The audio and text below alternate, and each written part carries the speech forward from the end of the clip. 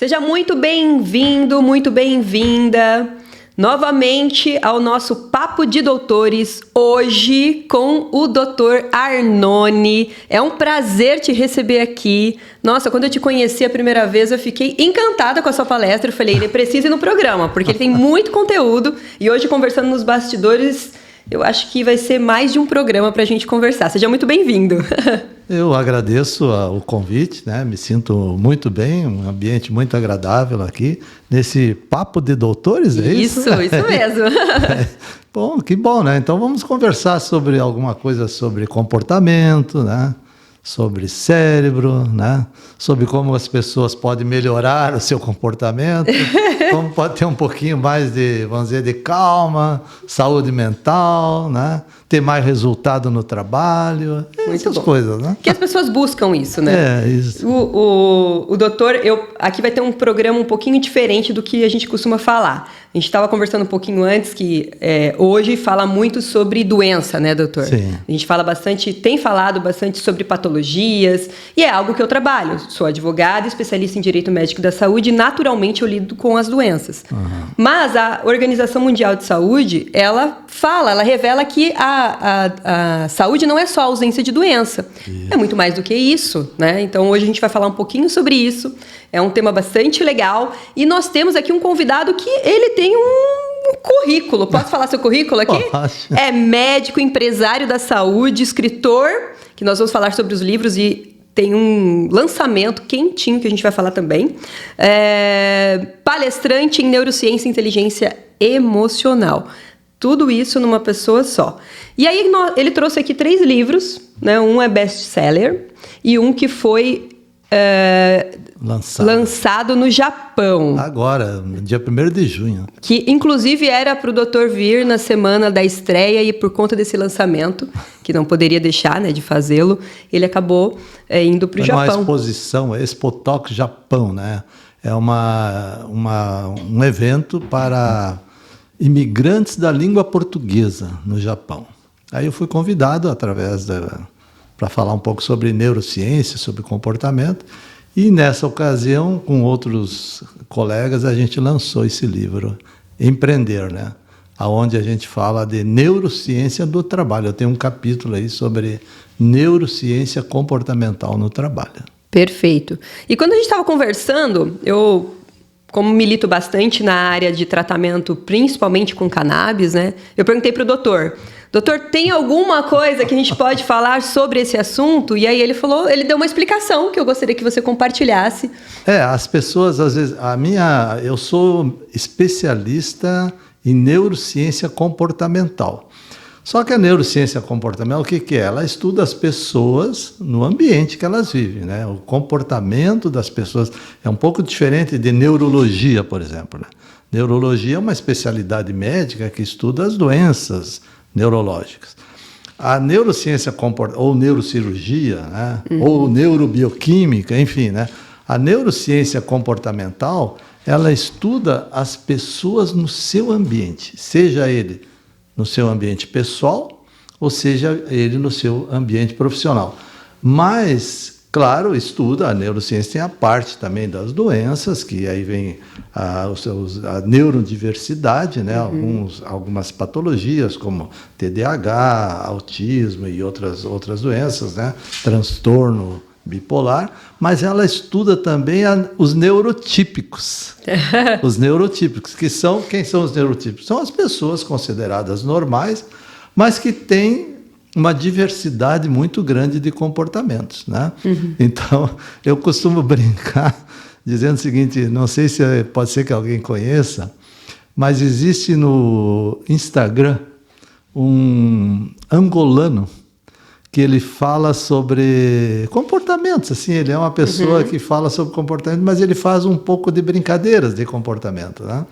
E às vezes ele fala assim, alguma coisa, ele está numa reunião, ou ele está falando com alguém, ou ele vai dar uma opinião para alguém, ele dá uma opinião meio fora do contexto, uma opinião assim que provoca alguma reação, e aí ele fala assim, essa boca que não me obedece.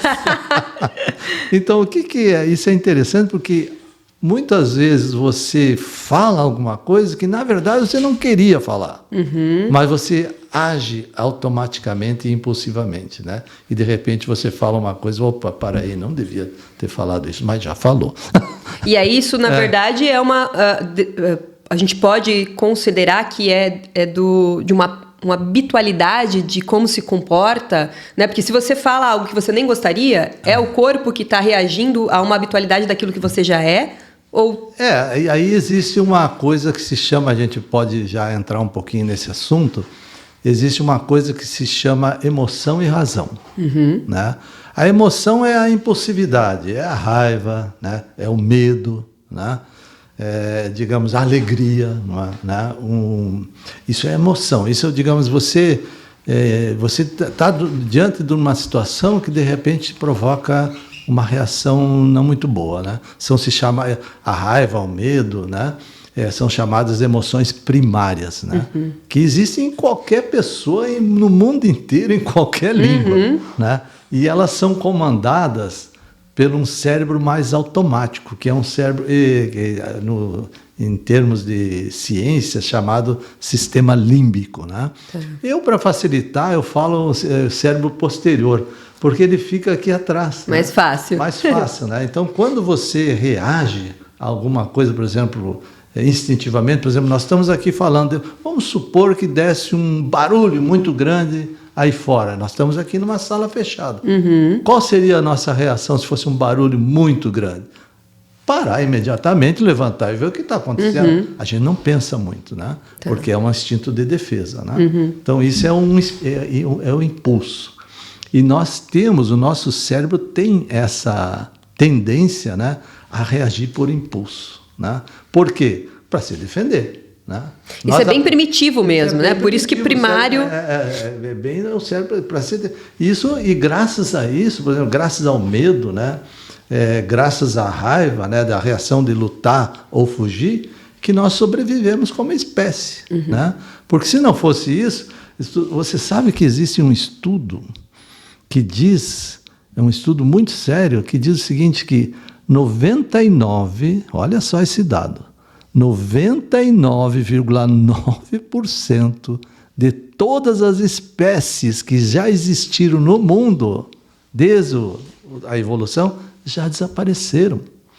Nós somos sobreviventes. Meu Deus! Nós somos sobreviventes. Então, por que nós somos sobreviventes? Porque nós somos muito resistentes às reações adversas, né? A se defender. Então, esse impulso ele é muito forte. Ele vem lá desde as cavernas, desde quando as pessoas, os seres humanos estavam lá nas cavernas, e eles viam uma ameaça em cada canto, porque se você diz que a vida dura hoje, que é dura, imagine há milhões de anos atrás, se ele saía da caverna, a ameaça estava em cada sombra. Iminente, não tinha nem como... Então isso ficou muito forte, isso ficou muito forte. Então quando acontece uma situação, a gente reage imediatamente através dos impulsos, né? Medo, raiva, frustração, né? Ou alegria muito intensa, né? A gente reage por impulso. Mas, com o tempo, com a evolução do tempo, a gente começou a desenvolver outro cérebro, que é o cérebro aqui da frente, que a gente chama, na linguagem científica, se chama córtex pré-frontal. Eu chamo, para facilitar, de cérebro anterior, que é aqui na frente.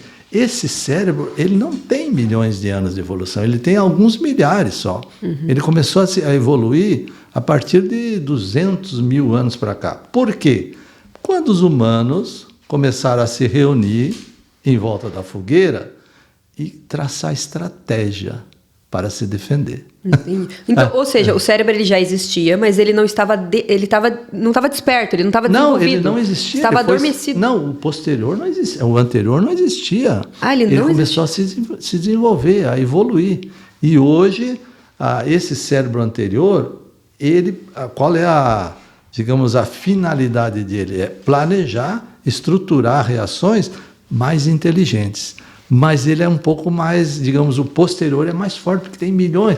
Eu chamo isso no meu livro de a guerra dos milhares, aqui da frente, contra os milhões. Os milhões são muito mais fortes. E nós temos que aprender, não a terminar com as emoções mais fortes, porque a gente não vai conseguir, elas são muito fortes, mas nós temos que aprender a gerenciar. A gerenciar para ter comportamentos melhores, para ter planejamento, né? Para ter inteligência, para ter estratégia, reagir com estratégia. E tu sabe quanto tempo leva? Quando acontece uma situação que provoca uma reação, ela vem aqui para trás, no cérebro posterior. Sabe quanto tempo leva para ela vir aqui para frente? Para a gente ter uma resposta mais estratégica? Para ter uma inteligência, você uma diz? Inteligência, reagir com um planejamento maior? Não faço ideia. Pelo menos 6 segundos. Pelo menos 6 segundos. Então, assim, ele é muito... o cérebro anterior, ele é estratégico, ele é inteligente, mas ele é lento. Né? E quando então, a gente... você tem que respirar 5 segundos, 10 segundos. 10 segundos. Os nossos avós diziam, conta até 10. Né? E isso foi... Sabe que isso foi descoberto há não muito tempo. Essa reação foi um cientista, um economista, chamado Daniel Kahneman, que era um economista, psicólogo. Conheço, ele tem alguns livros... tem o Rápido e Devagar. Rápido e Devagar. É o livro dele, onde ele explica isso aí. E você sabe que por essa descoberta, ele ganhou o Prêmio Nobel de Medicina, de Economia, aliás, do ano 2002, por essa descoberta. Então, quando acontece alguma coisa, aí ele ganhou o Prêmio Nobel estudando corretores de bolsa de valores, reações de corretores de bolsa de valores. Mas isso você pode transportar para qualquer situação que você viva, né? Então, às vezes, quantas vezes você já falou uma coisa, ou alguém que está nos vendo agora, quantas vezes já falou uma coisa que se arrependeu imediatamente depois? Acho que a maioria acho que não tem ninguém que não tenha passado por essa situação. Aí tem um outro dado. Quando acontece uma situação principalmente situações que nos tornam, digamos, com uma certa saia justa, por exemplo, né? 80% das nossas reações, 80% são automáticas, são impulsivas, não são comandadas pelo cérebro anterior. E nesse estudo tem uma revelação por que a gente tem essa resposta automática em 80% das vezes? Porque o cérebro posterior é mais rápido, né? É muito forte. É muito forte, ele domina a situação. Ele quer nos defender. Se por acaso nós estamos falando aqui, você me diz uma coisa que eu não gosto, vamos supor, ou que eu senti que foi para... me senti ofendido por isso. Desestabilizar, qualquer coisa, uma pressão. Qualquer coisa, uma pressão, né? Qual a minha reação? Me defender, automaticamente. Dizer, não, para aí, você está me agredindo. Agora, se eu pensar, se eu der um tempinho, né? Se eu der um tempinho, pelo menos, eu uma vez estava numa palestra e uma pessoa que estava ouvindo no final da palestra, ela chegou para mim e disse, olha, doutor, eu acho que o senhor está enganado. Eu disse, mas por quê? Porque eu demoro 20 minutos. 20 minutos. Então eu digo, pelo menos 6 segundos, você dá um tempo. Se você esperar esse tempo, né, é o tempo necessário, que eu digo assim para brincar também, né, para você sair do cérebro adolescente revoltado, revoltado, e trabalhar com o cérebro sábio, né, pacificador. Sim. Né? Eu acho que isso também diz muito sobre o desenvolvimento da criança, do adolescente, né? Você falou do adolescente, que normalmente a gente tem aquele adolescente um pouco mais rebelde.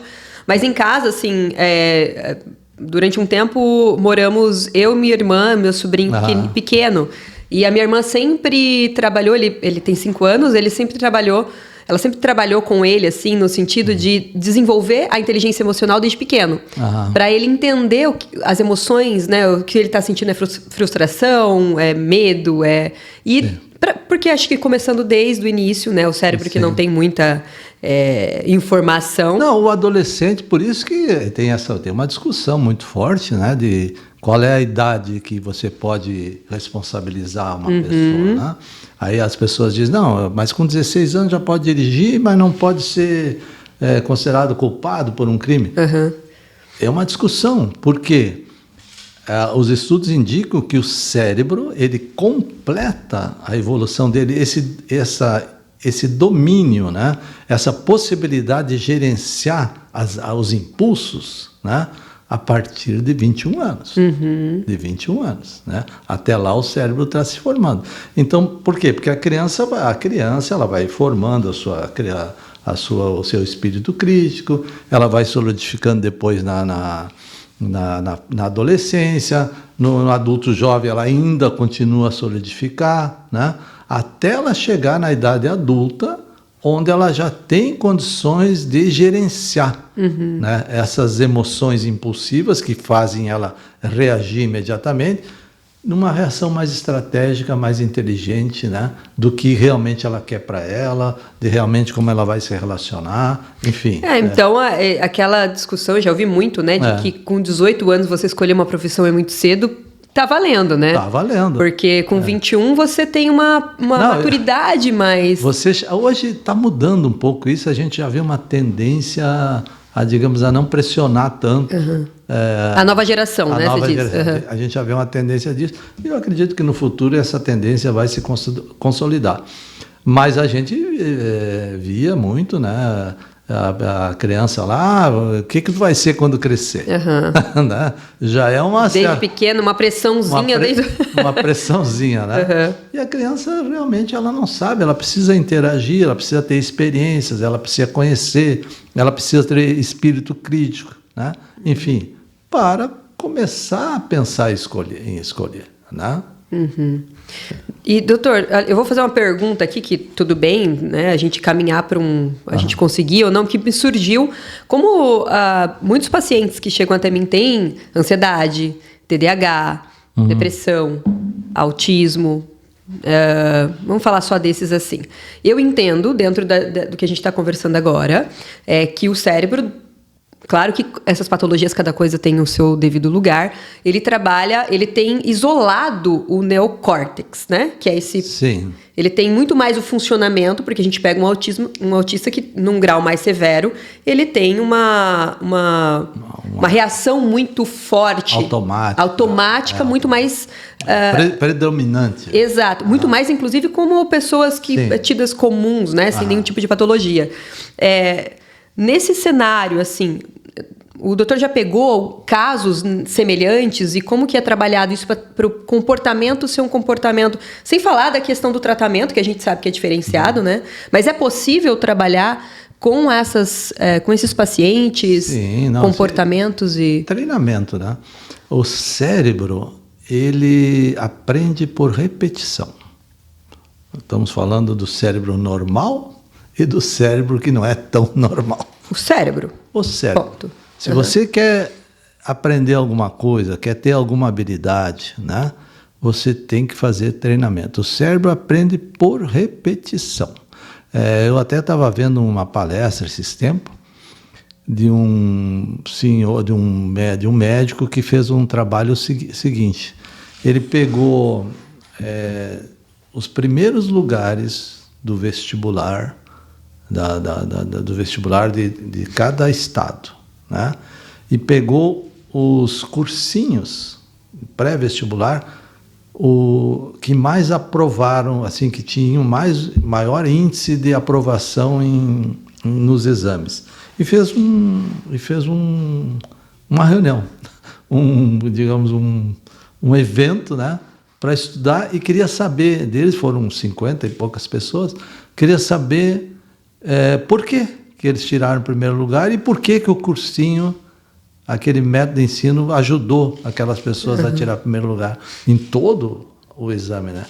E a resposta foi uma só: repetição. Ou seja...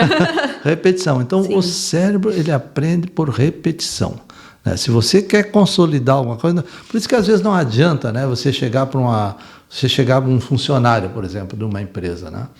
Você dizer, não, mas eu já falei isso para ele, e não adianta, ele repete o erro.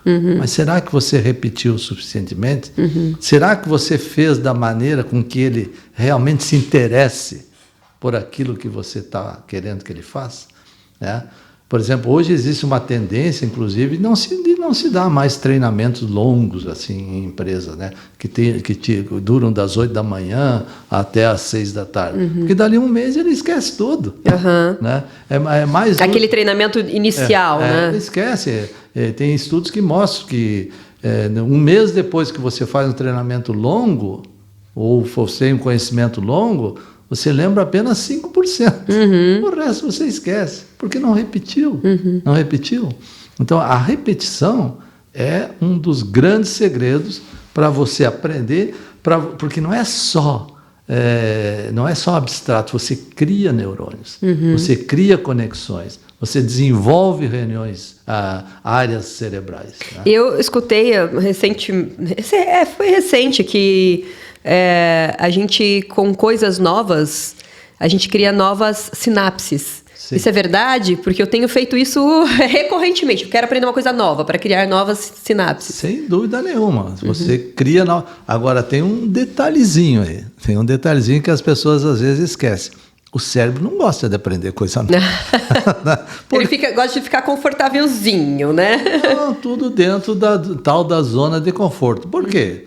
Porque o cérebro gasta muita energia, né? Para criar uma coisa nova, uma conexão nova, uma célula cerebral nova, ele vai ter que gastar energia. Ele não gasta muito, deixa como está que tá bom.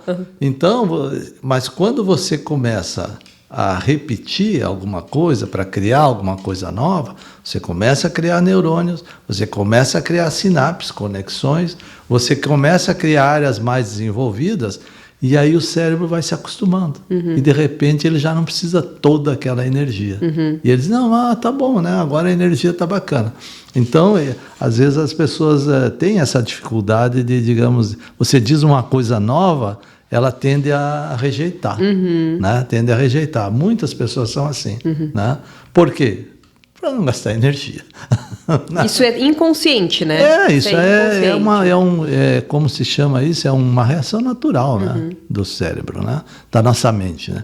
Então, o que a neurociência faz? Por que a neurociência se desenvolve tanto e por que hoje é uma ciência que as pessoas se interessam muito? Porque é uma maneira... Existem trabalhos, hoje você consegue enxergar dentro do cérebro com os aparelhos, você consegue enxergar os neurônios que estão se formando, as sinapses que estão se formando. Então, é uma maneira de você ensinar o teu cérebro a ser teu aliado. Mas eu sou curiosa nesse sentido, porque assim, tudo bem, a gente sabe como o funcionamento do cérebro da parte física, né? Como que funciona a sinapse, como que funciona como que o doutor usa? Cérebro posterior. Cérebro posterior, com o cérebro anterior. Mas os pensamentos a gente ainda não consegue ter acesso, né? Os pensamentos é uma coisa imaterial. A gente não consegue... tanto. Nem tanto? Como seria isso? Nem tanto. Aí você está entrando já num outro terreno, né? Que se chama imaginação. Né? Imaginação. Então, posso contar um trabalho recente? Deve. Tá. E agora eu fiquei até curiosa. Veja só. Em 2005, né? Não faz muito tempo, né? Não faz, recentíssimo. Para a ciência, ontem, né? Um neurocientista americano chamado Pascual Leone, Álvaro Pascual Leone, ele fez um experimento que mudou tudo em relação ao pensamento. Ele fez o seguinte, ele pegou um grupo de pianistas, pessoas que sabiam tocar piano, e pediu para que elas tocassem uma música no piano. E enquanto elas tocavam a música, ele colocou um scanner no cérebro delas para ver o que acontecia dentro desse cérebro. O que aconteceu? Em determinadas áreas do cérebro, uma determinada área, começou a agrupar neurônios que começaram a trabalhar, porque a gente é o nosso cérebro. Se eu sei alguma coisa, se eu tenho alguma habilidade, é o meu cérebro que comanda, né? Como uma determinada área do cérebro começou a se formar neurônios e trocar estímulos para dar aquela habilidade àqueles pianistas tocarem aquela música. Até aí, tudo certo. Né? Porque, na verdade, era isso que se esperava, né? Não era outra coisa para se esperar. Eles já sabiam tocar piano.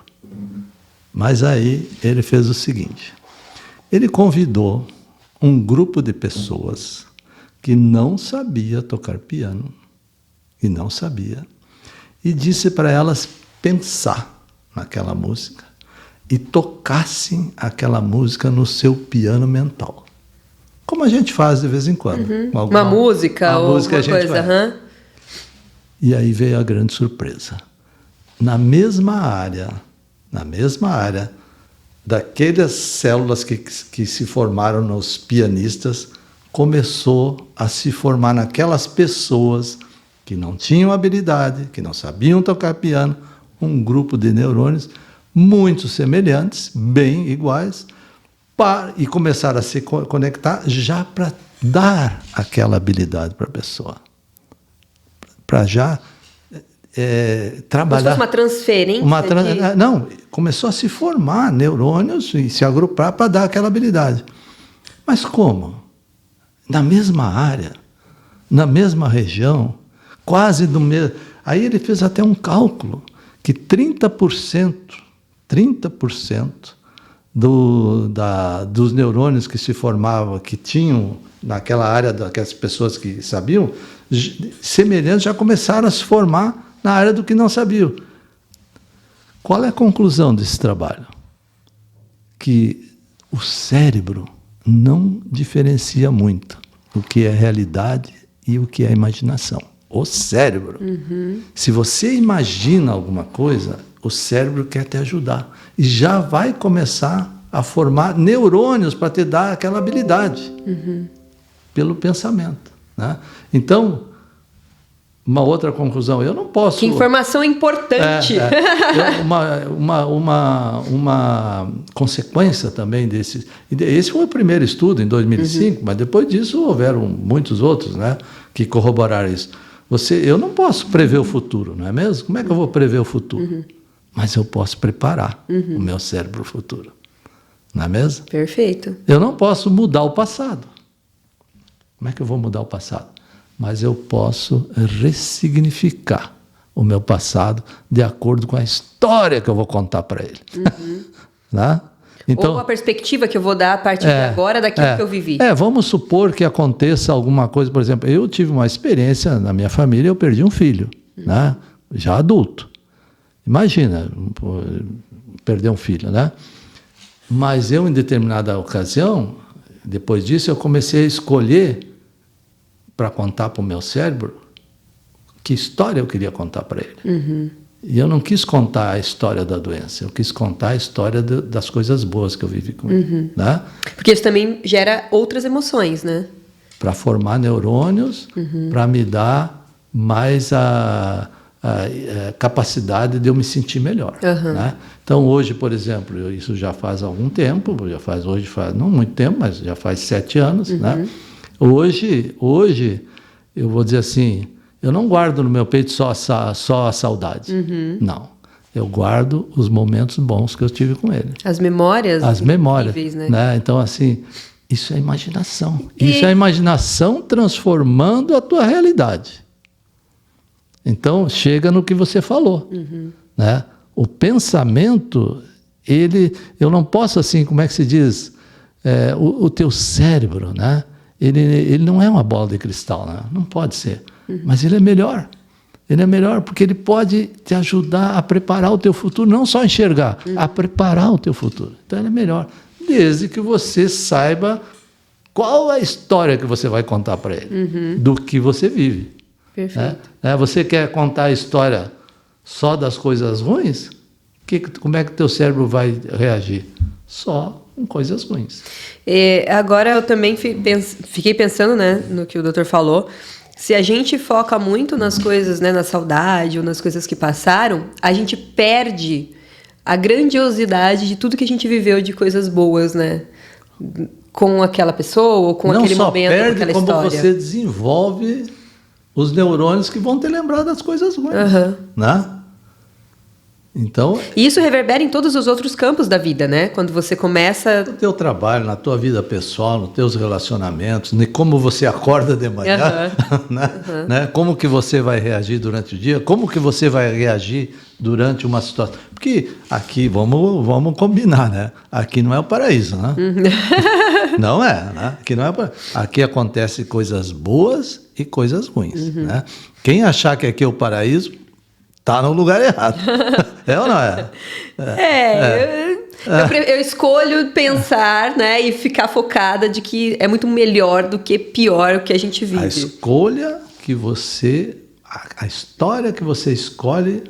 Por exemplo, eu fui para o Japão agora. Tive uma experiência de ir para o Japão.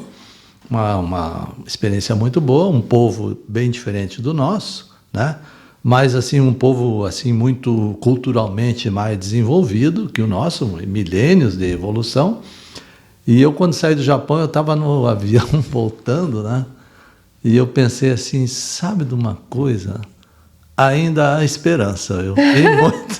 Já vi um pedacinho do que é bom, né? Do que pode, onde todas as pessoas podem ir. Então, o Japão, a cultura japonesa, a educação japonesa, né?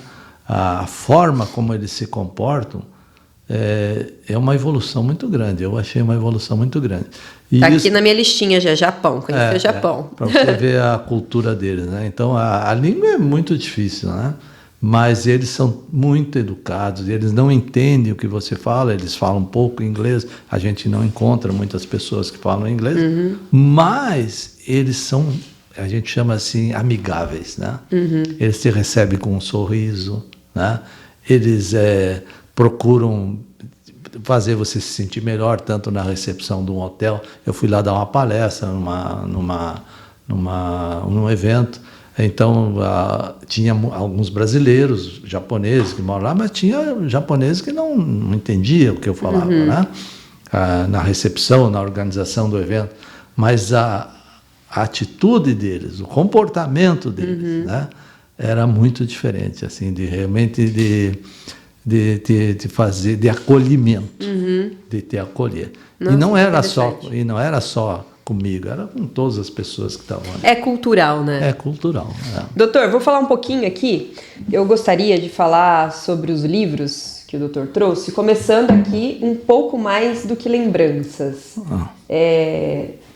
Qual foi a primeira... Como que você decidiu escrever? Por que você decidiu escrever? E como que começou essa jornada deste livro aqui? Deixa eu ver se dá para mostrar depois. Esse livro foi uma autopublicação, né? Eu, como sou médico, professor universitário, e eu tenho alguns trabalhos publicados na vida acadêmica, né? Mas aí eu tive esse episódio que eu perdi um filho, né?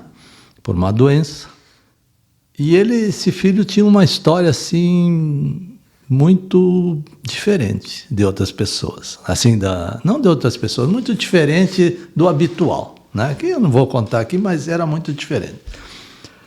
E é uma perspectiva não só de um pai orgulhoso, é uma perspectiva geral. É geral, ele teve algumas conquistas com pouca idade e tal, que não era muito habitual. Aí eu pensei assim, eu na época já estudava neurociência, e como um estudioso de neurociência, eu sei que a memória vai modificando durante o tempo. Mesmo acontecimentos que você passa, ela vai modificando. E eu pensei assim, eu vou escrever um livro sobre essa história, para eu não esquecer.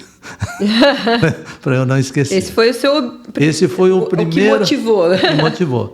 E aí eu escrevi como é que o livro ele é baseado em comportamentos que eu tive para me recuperar.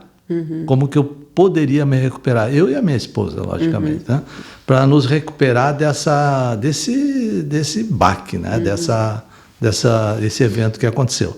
Então o livro ele foi feito para isso, ele foi escrito para isso, uma autopublicação, e eu tive uma experiência muito boa com ele, porque ele vendeu bem, assim, né? Ele está na Amazon, enfim, né?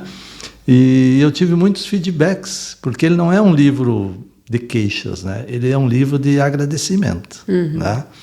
E aí eu tive muitos feedbacks e gostei da experiência. Gostei da experiência. E a partir daí, depois veio a pandemia, né? E na pandemia todas as pessoas se retraíram um pouquinho. E durante a pandemia, daí eu escrevi o outro livro, que daí esse foi o best-seller. Né? Que é esse Ative Sua Mente. Que é esse Ative Sua Mente. Como a neurociência pode alavancar o seu crescimento. Sempre voltado para a área... Esses 2 livros para a área empreendedora? Não, é para a área comportamental. Esse aqui é mais na área comportamental, né? De você, e aquele ali é mais na área, digamos, da neurociência no trabalho, né? E de comportamento também na vida pessoal, né? Como que você pode fazer do teu cérebro, né? E aí falo, né, no neurotípico, neurotípico, né? Que foge um pouquinho do que a gente está acostumado a conversar aqui. Isso, como que você pode fazer ele ter o aliado, né? Para que você tenha melhor comportamento e melhor resultado na tua interatividade, tanto na vida pessoal como na vida profissional. Porque antigamente existia uma diferença. Você na vida pessoal é uma coisa e na vida profissional é outra. Não, você só tem um cérebro. Isso reverbera em qualquer você não está bem na vida profissional, não, de alguma maneira vai refletir. Então esse livro ele é fundamentado nas minhas experiências, com muitos anos como médico, né? Nas experiências de alguns pacientes, né? Que algumas das histórias, né? Imagina, eu tenho mais de 40 anos, sou médico, né? Então tem muitas histórias para contar. Algumas. E também no estudo da mente, né? Eu sou um estudioso da mente. A minha esposa diz que eu sou viciado em estudar a mente. E realmente sou viciado em estudar a mente. É um hobby. É um hobby, eu gosto disso. Então ele é baseado nisso e também fundamentado nas últimas experiências científicas de funcionamento do cérebro, né? E aí foi um livro que foi publicado por uma editora, a Buzz, né?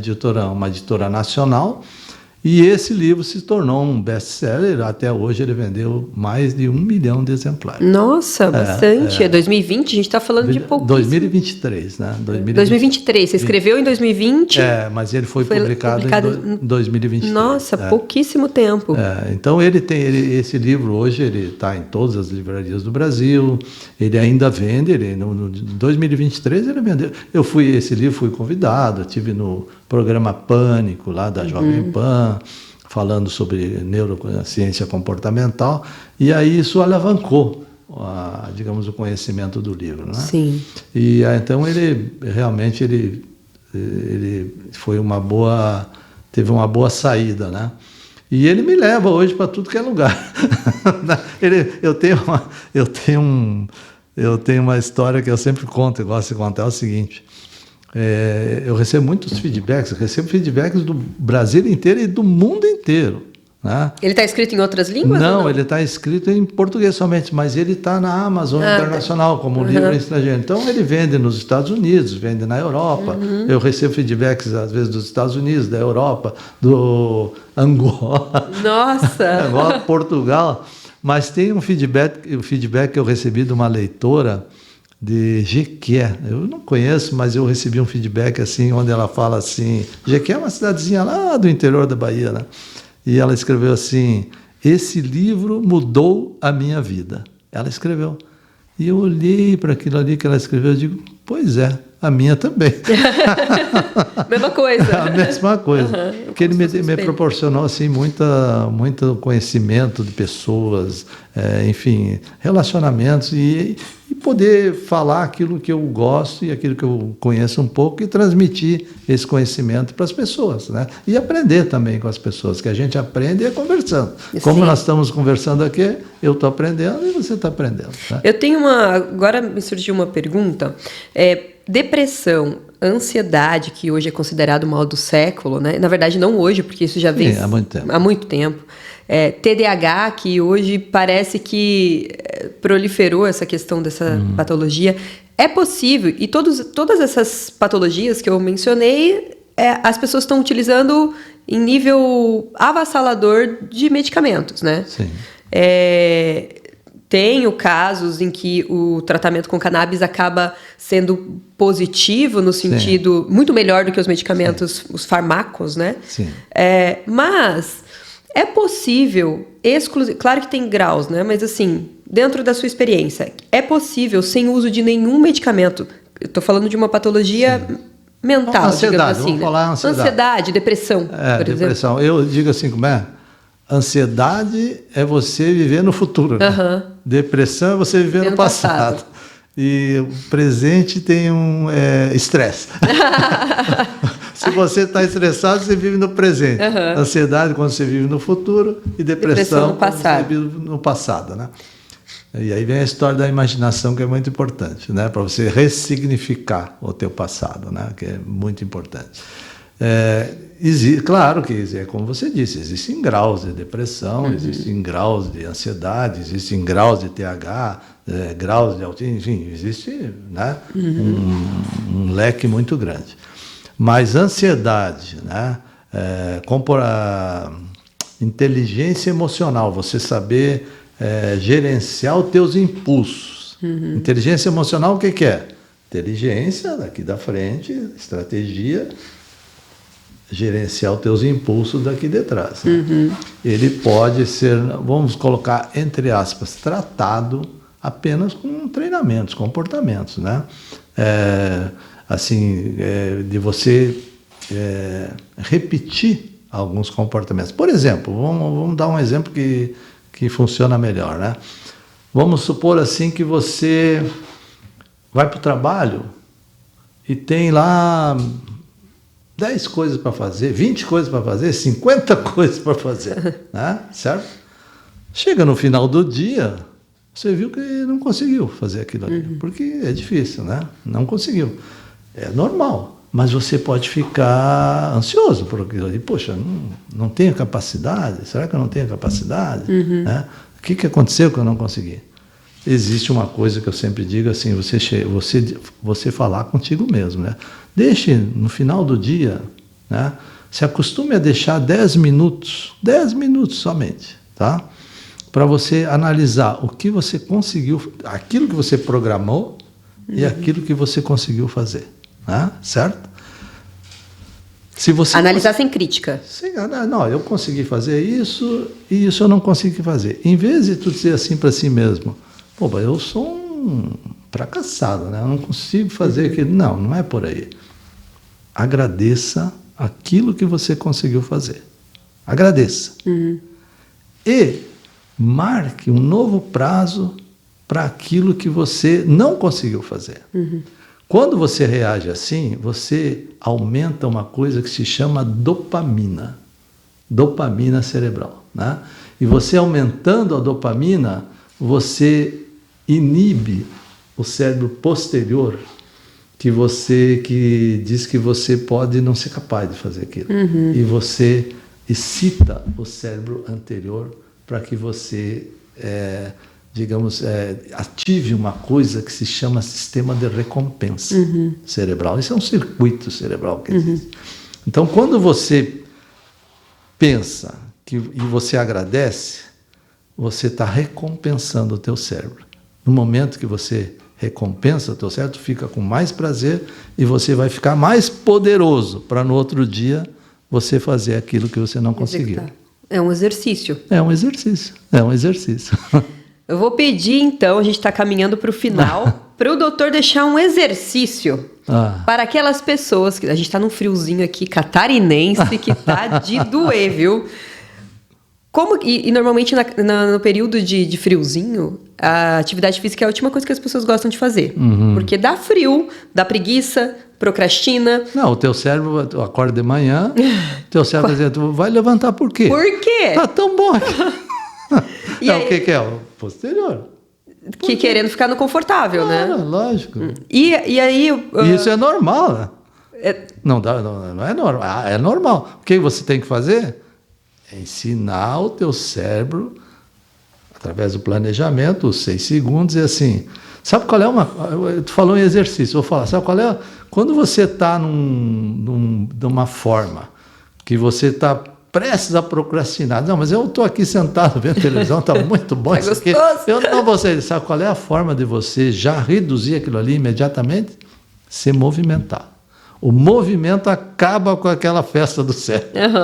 Isso no momento que você se movimenta, você levanta, né? Ou você se muda de lugar para lá para cá, você já já começa a dominar o cérebro automático. Tô pensando aqui, ó, numa estratégia para burlar o cérebro. Se são 6 segundos, né, que o cérebro de impulso aqui tem para fazer com que a gente não tenha inteligência emocional, quando pensar em faltar na academia ou fazer qualquer coisa que tem que fazer... Você movimenta. Em 6 segundos, que é para não ter o planejamento de não ir, para não ser dominado. Você movimenta. O movimento do corpo, ele reduz a atividade do teu cérebro posterior e aumenta a atividade do teu cérebro anterior. Você inibe com mais facilidade e reage com mais planejamento.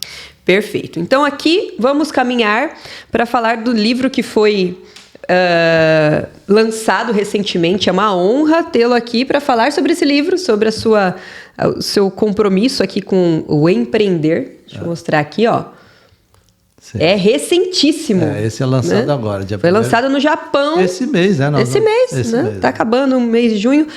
E aí, doutor, eu queria que falasse um pouquinho sobre esse novo empreendimento aqui, né? Porque livro é um empreendimento, né? É um empreendimento. E deixasse aqui uma palavrinha sobre essa questão como a gente utiliza a neurociência ao nosso favor nos dias atuais, em todas as áreas, né, se fosse possível, para nos auxiliar. Esse livro aqui, Empreender, eu vou colocar aqui, esse livro a organização é do Sérgio Tinem. Sérgio Tinem, ele é um promotor internacional de eventos, né? Ele faz eventos no mundo inteiro, Japão, Portugal, Estados Unidos, né? E também no Brasil. E aonde ele e foi um convite a vários autores da editora Buzz, que é uma editora nacional, para que escrevesse sobre suas experiências nos seus negócios, porque experiências boas e outras não muito boas, né? Nem tudo dá certo como a gente quer, né? Então, por exemplo, aqui tem pessoas que falam de sucesso, né? Quando acontece, né? Ser sucesso por dentro, sucesso por fora. Às vezes tem sucesso por fora, não tem sucesso por dentro, né? Essa é a Sashi Schmidt, é uma autora da Buzz, né? Autogestão, né? Como que você se autogeria? Um outro autor, o Júnior, lá de São Paulo.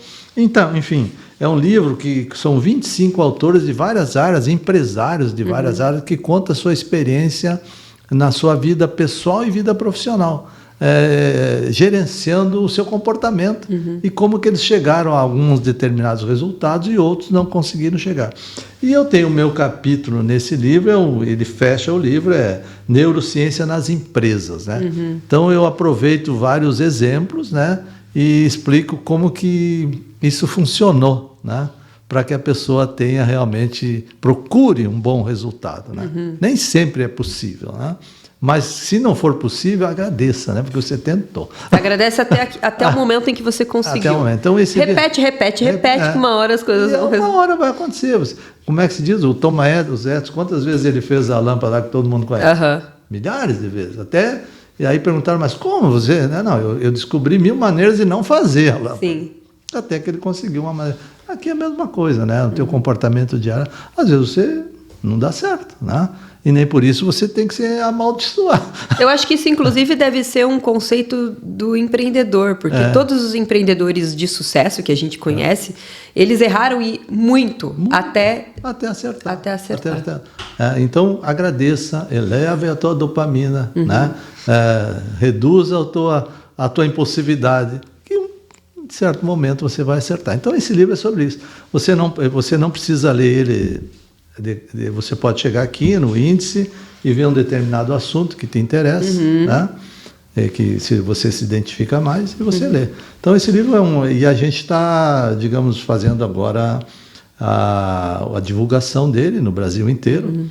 E ele é sobre isso, né? O subtítulo é Descubra como realizar uma jornada de estratégias vencedoras, né?